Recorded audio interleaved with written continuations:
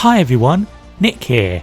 We're back. It's the Serious Racing League. It's Season 2. After the immense success of Season 1 of the Serious Racing League on F1 2019, we're back. Bigger, maybe better, debatable, but we are back nonetheless. That's the most important thing. So we've got another season of top-notch action, of close racing, and of people crashing into walls and then shouting, "Oh no."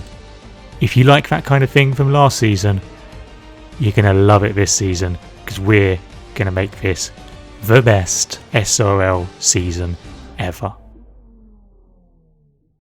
So with a few weeks off between Season 1 and Season 2, the Serious Racing League drivers had to do something to keep themselves busy.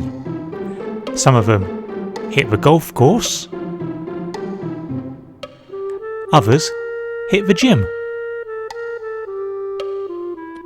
I myself entered an F1 2019 hot lap competition at EGX, where we had to lap round Monza as quickly as possible.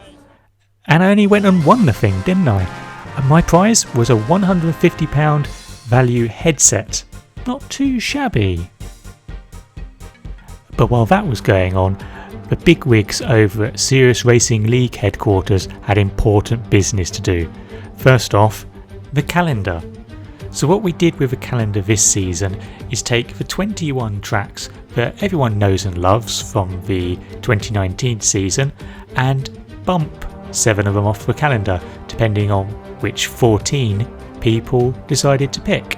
So we said adios to Australia, bye bye to Bahrain, ciao to China, auf Wiedersehen to Austria, hit the road Hungary, something beginning with R to Russia, and unfortunately jog on to Japan. Absolute travesty that Japan isn't on the calendar, but what are you going to do? We then took the remaining 14 tracks, we jumbled the order up, and we have ourselves a calendar. So race 1, Germany, race 2, Azerbaijan, and so on. Teams. These are back this season. These are the 10 teams you know and love. The top 6 from Season 1 took turns to pick their favourite team, and I can now exclusively reveal, unless you looked at the thumbnail to this video, that I will be driving for Ferrari this season. So get your grazie ragazzis in nice and early for that. Next up, rule changes. Obviously we've got the real 2019 cars back, so F in the comments for the multiplayer car, and we've brought one-shot quali back as well. There's various reasons for this. The first, it should make more mixed up grids. Second, shorter quali means shorter session, means Drew can go to bed earlier, and less qualifying means less laps, means less stuff for my videos, so really pointless overlong intros instead. But that's all of the build up, and now you know what's going on in Season 2, let's get into Season 2. Practice wasn't really anything to write home about. There was this actual murder.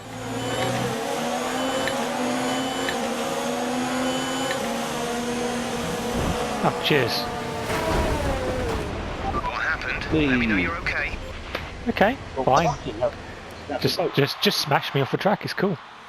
There was this actual self-murder in one of the wet qualies.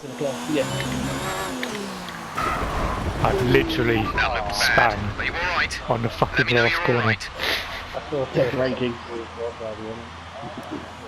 I think the only thing that actually went well was this very, very routine overtake on DP.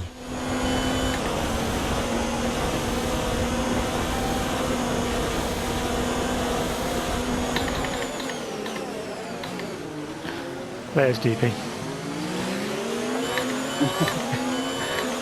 So signs were not pointing towards a good race. Look at the weather. Wet race. Full wet race. Wow. No. So a dry quali plus a wet race meant qualifying on a full wet setup. One that I hadn't tried doing and this is how that qualifying lap went. So through turn 1, not too bad, we haven't lost it, we haven't invalidated, that's the most important thing. Through turn 2, we've not really attacked that as well as we could have done. Easily flat through turn 3, and now onto the big long straight down to the hairpin. Of course, we're not going to be as fast down this straight as we normally would be because of the massive wing we've got on the back, and as we go through the hairpin we don't quite make the apex, but it's not too bad. Right, back down towards the stadium sector. We're going to get through this left-hander as nice as possible. We haven't locked up, so that's good, probably because we've got very low brake pressure because of the wet setup, and it's steady but it's not spectacular. A couple of goes at turning into that right-hander through the Sachs curve, not quite as tight on the inside as we could have possibly been. 2 corners to go, then we get onto that one, not really bad but just not really any good, and we cross the line and we've done a 1:13.518, which is 9th. 9? Ooh, P4, second round. Fucking hell. So as you can tell, I wasn't overly happy with that. 1.110 off a pace, and yeah, not really that good. I was hoping for better than that. But of course we were set up for the race, so we had to see how the race would go.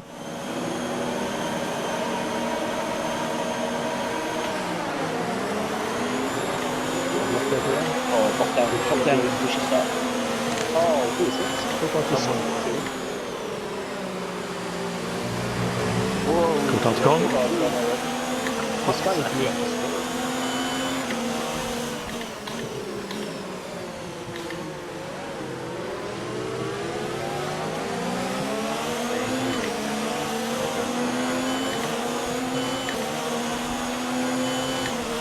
Well done, mate. Nice start.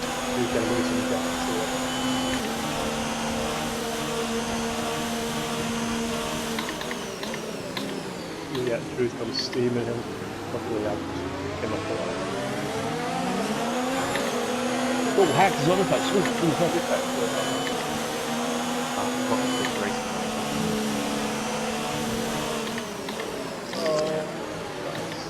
Oh, God. I think there's a lot of these tested.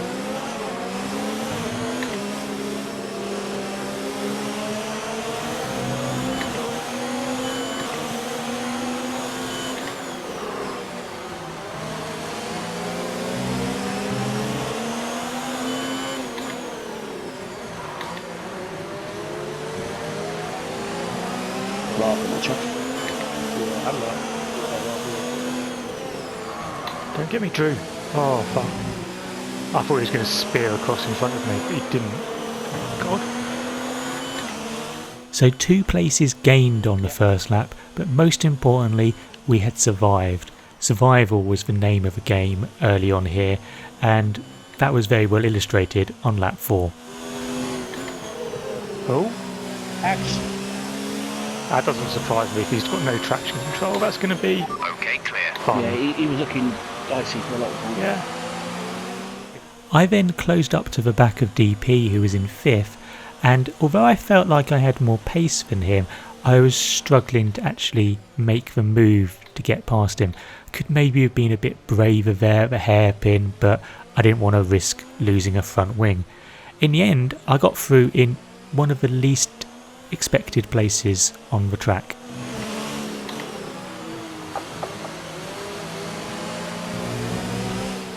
Oh, you're pitting for a second, huh? No, just a triple on. Round the outside of the last corner. Nice work. That brings you up a place. Okay, gap ahead is 4.4 seconds. Oh no! Oh, let's go! Oh, wait! Oh, 3 places lost. Shouldn't be 4. Fucking hell. On the following lap, I decided to go for a semi-gamble and go in for a set of intermediate tyres. Only one other car had done so at that point, and everyone else was on wets. So there was a bit of thinking that maybe it was a lap too early, but I don't know, it just looks like Inter's conditions at this point, so I figured, why not? Yeah. Yes. It was Inter's. Up to speed now. Let's get some heat into those tyres. And when I did get some heat into those tyres, I was able to set the fastest lap of a race. And if I'm setting the fastest lap of a race in wet conditions, you know that the Inters are the right tyre to be on. And then apart from at the end of lap 13 when I overtook Sonny, who had pitted for his intermediate tyres, honestly just nothing happened in this race. It was just a case of concentrating and not making any mistakes. And although 5th itself isn't an amazing result, the fact that I managed to do an entire wet race with not a single mistake, no penalties, no damage, yeah, not too bad. Not the most exciting though. So we ended up finishing 5th, 34 seconds off of Tony, who won the race, up from 9th on the grid though. Can't complain too much, my pace wasn't too bad. It's an okay start. Nothing more really. We'll be hoping for more in the next race at Azerbaijan. Let's see if we can get back on track there, shall we?